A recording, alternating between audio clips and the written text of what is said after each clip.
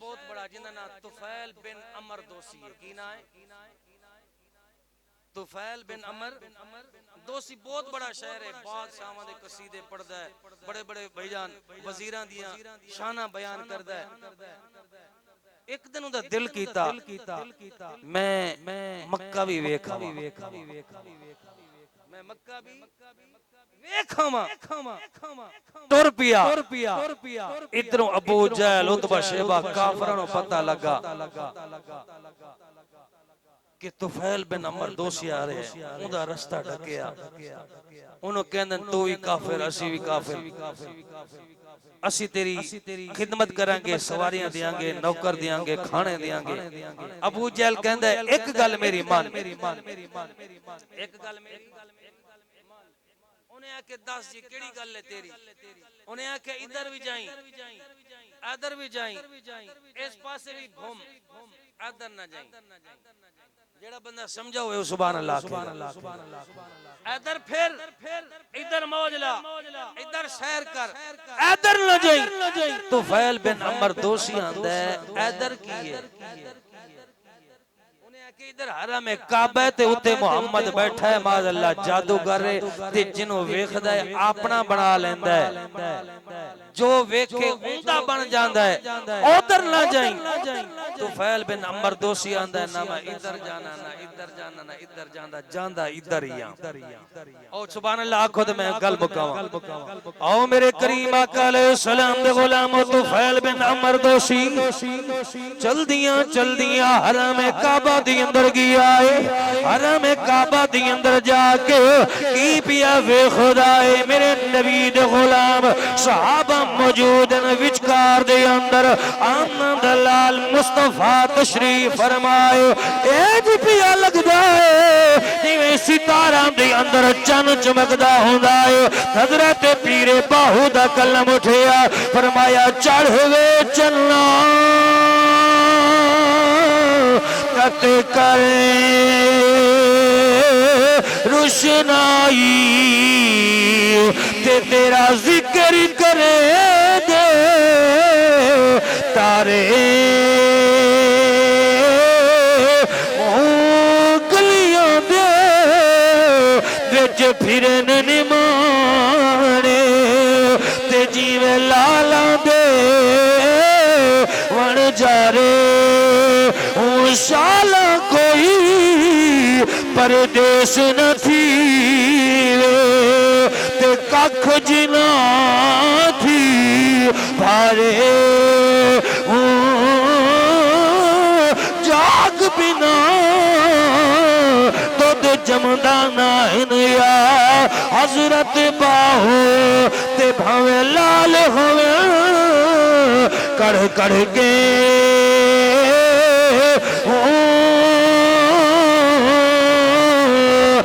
میرے آقا کریم دے غلام جدو ہی آیا ہے.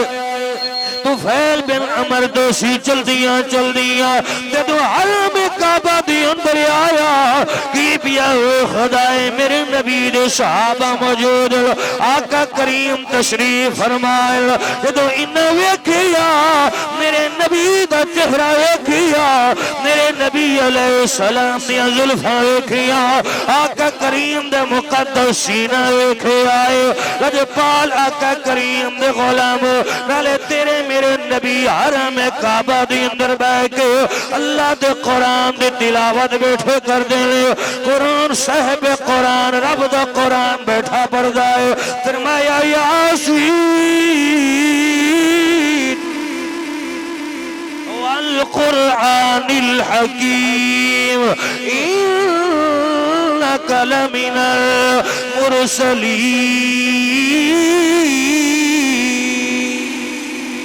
جدو اللہ دے قرآن دی آواز طفیل بن عمر دوسی دے کناں دی اندر گئی ہے. انہیں اپنے کناں دی اندر روح پا لئی ہے. میرے کناں دی اندر آواز نہ جاؤ.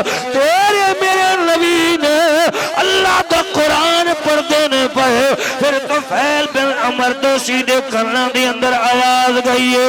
آقا دے غلام روح کا کڈ دتی ہے آقا دی بارگاہ چاندن سونے جیڑا کلام بیٹھے پڑھ دے سو ایک واری میں نے پھر سنا میرے آقا کریم نے پھر پڑھیا الرحمن علم القرآن خلق الانسان علمه البیان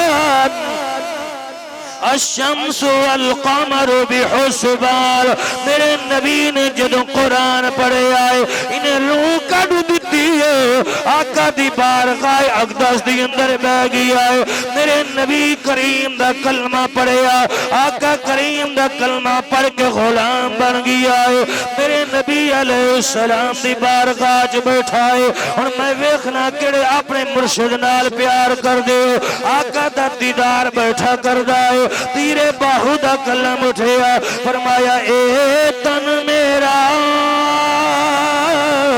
یارو چشیم ہووے تے میں مرشد ویکھنا رجاں اے تن میرا چشیم مرشد ویکھنا رجاں لولو دے مڈھ لکھ لکھ چشمہ ایک کھولا ایک کجاں اتنا ڈٹھیا مینوں صبر نہ آئے تے میں ہور ایک دے مرشد دا دیدار حضرت باہو نینو لکھ کروڑا